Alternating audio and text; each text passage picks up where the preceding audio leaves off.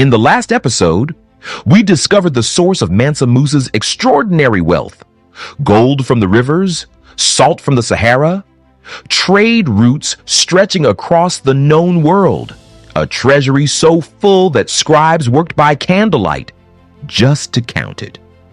But wealth, no matter how vast, was never the most important thing to Mansa Musa. Faith was, and as a devout Muslim, there was one obligation that called to him more than any other: the Hajj, the pilgrimage to Mecca. Every Muslim who is able is called to make this journey at least once in their lifetime.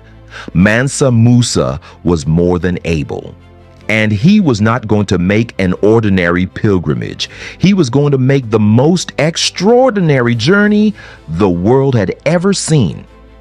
The preparation alone took 9 months. 9 months. Think about that. In 9 months, you can build a house. You can write a book. You can bring a child into the world. Mansa Musa spent 9 months preparing for a single journey. He levied special contributions from every trading town in the Mali Empire. He gathered resources from every province, every chiefdom, every gold mine under his control. He assembled, according to accounts preserved in Arabic chronicles, 60,000 people. 60,000. Soldiers to protect the procession, state dignitaries to advise him, servants to carry provisions, scholars to accompany him.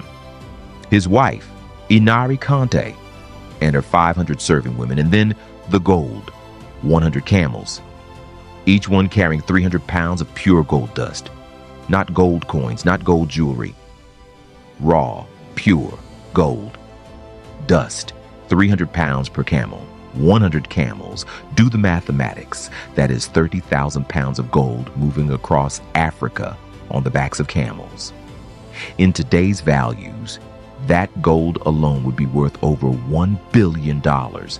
And this was just what the camels carried.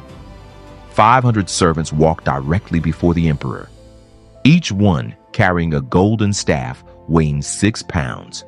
6 pounds of solid gold in each hand. 500 servants.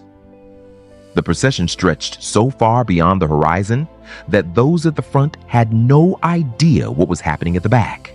And at the very head of it all, Mansa Musa, dressed in robes of white and gold, riding a magnificent white horse, calm, regal, composed, as if 60,000 people following you across a continent was the most natural thing in the world.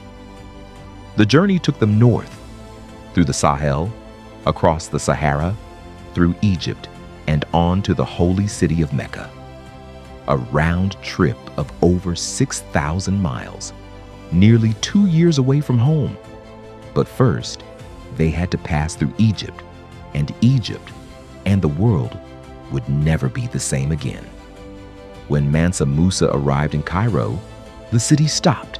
Cairo in 1324 was one of the greatest cities on earth, home to over 1 million people, capital of the powerful Mamluk Sultanate, a center of Islamic scholarship, commerce, and culture.